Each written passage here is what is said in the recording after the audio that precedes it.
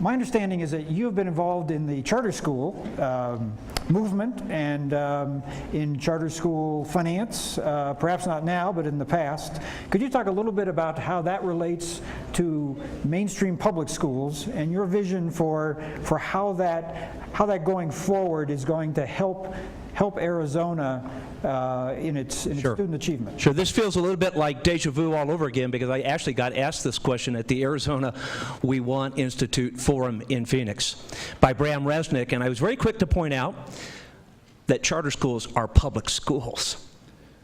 Charter schools, let me repeat that, are public schools. They're public choice schools.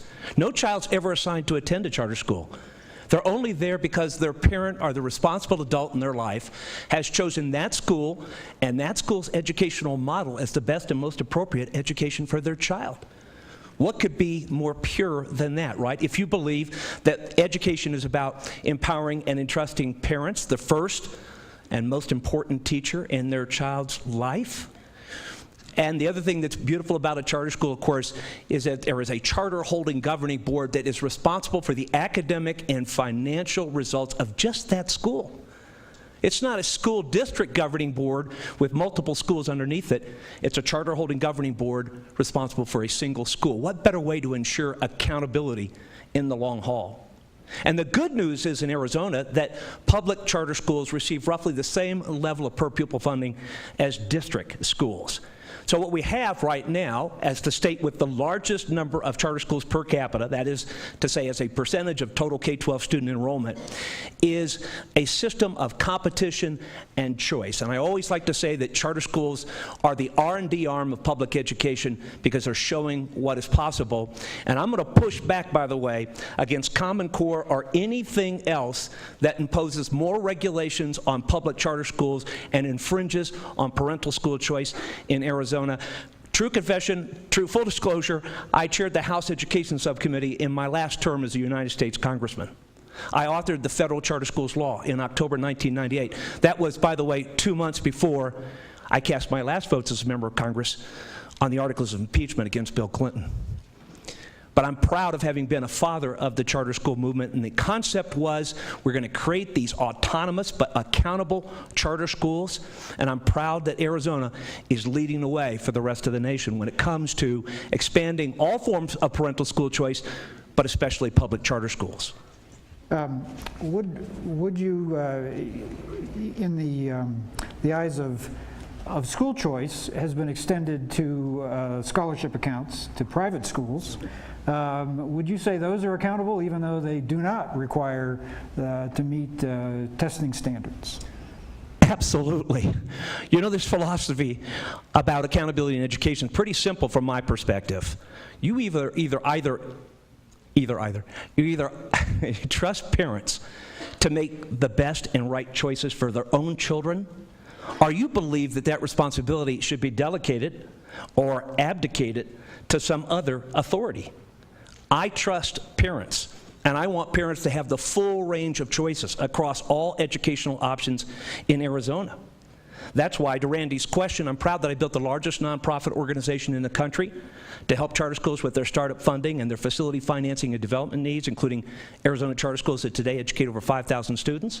I started an online accredited charter school and served as the volunteer president of that organization that provides educational programming into the home for parents that want or need that form of education for their child. So yes, I'm a strong believer in education empowerment, scholarships accounts, and again, anything else that puts the responsibility, the ultimate accountability in the hands of parents. Would meeting standards, though, for, say, third grade reading, which the state is now requiring or not allowing those students to advance, be something that you could endorse as a societal good, rather not coming from a parent? A little gnat float by there. I think that that is a noble goal, yes. Mm-hmm. Absolutely. And I think we should strive for the highest standards in Arizona, but standards designed by Arizonans for Arizona students. One follow-up. Yet Arizona, in setting those standards across mainstream schools and across charter schools, has not found a way to actually pay for that. I mean, it has a shortfall in teacher salaries. It has shown then in graduation rates and completion rates. How do you square that with parental choice being a motivating and, in fact, the key factor? Well, I want to correct the notion with all due respect. Charter schools, public charter schools, are mainstream. And any suggestion to the contrary is just flat wrong. And it shows a bias against charter schools, quite frankly. So to go back to the concept, I think your question is about per pupil funding at base. And I frankly worry that with K-12 education, we've been engaged in a race to the bottom. That's why I say my highest priorities as governor will be public safety, because that is the #1 responsibility of state government, public health and safety. But right on the heels of that is K-12 education, because that's where equal opportunity starts in our state, in our society. Every child having access to a high-quality education as determined or selected by their parent or the responsible adult in their life. So again, I reject the notion that somehow charter schools aren't mainstream. Other candidates have been up here tonight and made mention of the fact of high-performing high schools. What they didn't say is that those high schools are part of public charter school networks. Basis, Great Hearts. I could go down the list and cite, because we've done a lot of work for those organizations. But the highest performing schools in the state of Arizona are, many of them, let me put it that way, are part of public charter school networks. So charter schools are absolutely contributing to the expansion of parental school choice and the advancement of K-12 education in our state. Would you have, though, a sense as governor that whether the charter schools are performing at a different level, that the overall funding has not been supported? And is that a state responsibility that you would commit to, or is it going to be through the increase in these personal private choice schools? Again, charter schools are public schools. They're not private schools. And I believe in a system where the dollars follow the child, because again, it is in keeping with my belief that parents are the ones responsible for determining the education that is best and most appropriate for their child. But to your question, let me just elaborate on this, because we clearly live in an era of standards and tests or performance assessments. The notion is, this goes back to No Child Left Behind under Bush 43, is that we ought to test every single child every year in the core academic subjects based on basically this federal mandate, but using state standards and tests. That's not a bad idea in the sense that we get that aggregate school performance data and we can make school to school or district to district or even state to state comparisons. But the real rub is when we attach sanctions to those test results. And that's called high stakes testing. And what happens is that we then take the test results and we break them out across these more difficult to educate segments of the student population. And you know what it tells us, folks? It tells us what we already know, is that those students who are low income, they come from families or households that qualify for the federally subsidized lunch program, students with learning disabilities and an individualized education plan, students, because we're Arizona, that have limited English proficiency, and students in our Native American schools, they're responsible for the achievement gap that we have in our state. That shouldn't come, I think, as any great revelation to anybody. And if we want to close that achievement gap, if we want to raise test scores on a school-wide, on a statewide basis, we've got to focus more intensively on those students who are typically performing well below peer and grade level, and again, who do constitute the achievement gap in our state. And if I may, I think this is important to get then from someone who supports the charter school movement and wants to raise these standards of students who heretofore have not been able to achieve at those levels. What more resources, what more capacity do they need? All public schools need, hopefully, sufficient funding to meet their core mission. And their core mission is to ensure learning in the core academic subjects, including, by the way, American history and civics, and students that are ready to advance without the need for remedial education at the higher education level, and will ultimately be good, productive citizens in their community and capable of giving back to their state. But here's what I want to do in terms of state government revenue, state finances. We have a state tax code that is riddled with special interest tax loopholes, corporate welfare by any other name.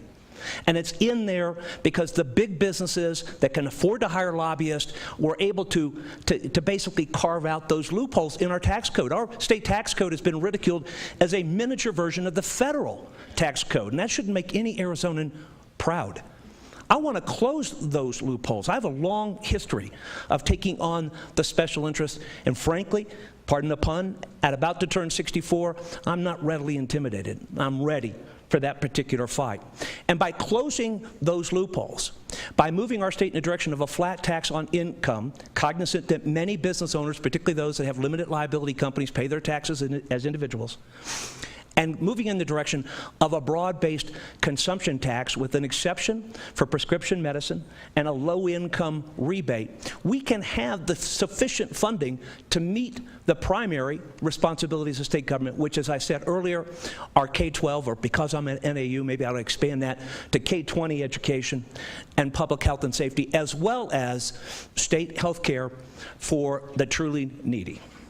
I mean, one person's loophole may be another person's job creation tax credit. That's right. How do you square that with an area that has fairly small businesses that depend on in fact, some of these very loopholes that you're talking about? I've never met a small business owner, and 95%, I think you said earlier, 95% of Arizona businesses are small or very small in nature, that want a tax break, a tax loophole. What they want, what they should expect from government, is a fair, flat, level, competitive playing field.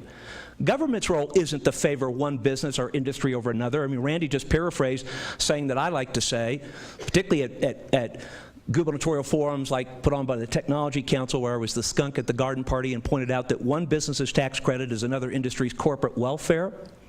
But what businesses want is that level playing field. And government's role isn't to pick winners or losers. It's to create that level playing field and then get out of the way, and to create a low-cost tax and regulatory environment that gives small business owners predictability.